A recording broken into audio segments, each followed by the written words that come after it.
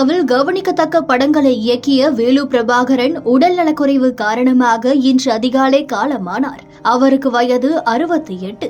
மௌலி இயக்கத்தில் 1980 வெளியான மற்றவை நேரில் இவர்கள் வித்தியாசமானவர்கள் படங்கள் மூலம் ஒளிப்பதிவாளராக சினிமாவில் அறிமுகமானவர் வேலு பிரபாகரன். படம் இயக்குவதில் ஆர்வம் கொண்ட வேலு பிரபாகரன் 1989 பிரபு அமலா நடித்த நாளைய மனிதன் என்ற ஹாரர் படம் மூலம் இயக்குனரானார். இப்படம் மிகப்பெரிய ஹிட்டானதை தொடர்ந்து இயக்குனராகவும் ஒளிப்பதிவாளராகவும் சினிமாவில் பணியாற்றி வந்தார். இப்போதுள்ள சினிமாவில் படங்கள் இரு பாகங்களாக உருவாவது இயல்பானதாகிவிட்டது.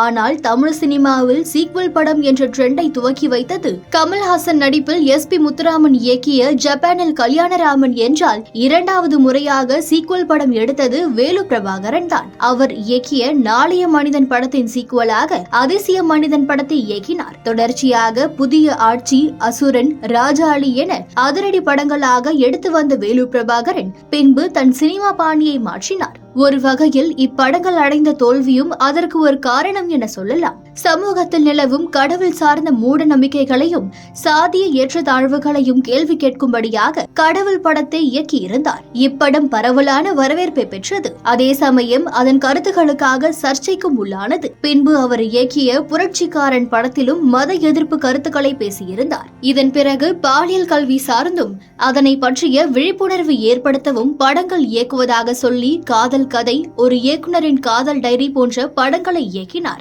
ஆனால் அவை சென்சாரில் பல பிரச்சனைகளை சந்தித்து வெளியானது. மக்களிடமும் பெரிய வரவேற்பு பெறாமலே போனது. படங்கள் மூலம் சர்ச்சை இயக்குனர் என பெயரெடுத்தவர் திருமண வாழ்க்கையும் கேள்விக்குள்ளானது. தன் படத்தில் நடித்த நடிகை ஜெயதேவியை காதலித்து திருமணம் செய்தார். இந்த திருமணம் விவாகரத்தில் முடிந்தது.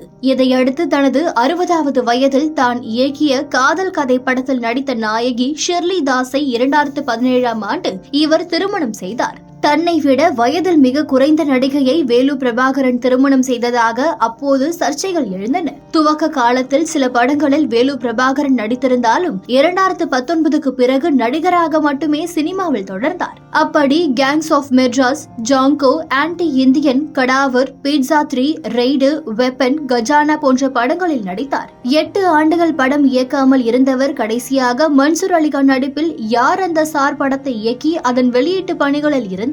இந்த சூழலில் சில தினங்கள் முன் உடல்நலக்குறைவு ஏற்பட்டதை தொடர்ந்து அவரை சென்னையில் உள்ள ஒரு தனியார் மருத்துவமனையில் அனுமதித்திருக்கின்றனர். தொடர் சிகிச்சைக்கு பின்பும் அவர் உடல்நிலை சீராகவில்லை என்று கூறப்படுகிறது. இதையடுத்து அவருக்கு தீவிர சிகிச்சை பிரிவில் சிகிச்சை அளிக்கப்பட்டுள்ளது. தொடர்ந்து அவதிப்பட்டு வந்த அவர் இன்று அதிகாலை உயிரிழந்திருக்கிறார். இவரது உடல் சென்னை வளசரவாக்கத்தில் இறுதி அஞ்சலிக்காக வரும் ஜூலை 19 மாலை முதல் ஜூலை 20 மதியம் வரை வைக்கப்பட உள்ளது. இவரது உடலை போரூரில் இருக்கும் எடுகாட்டில் அவரது உறவினர்கள் மற்றும் நண்பர்கள் அடக்கம் செய்ய இருக்கின்றனர்.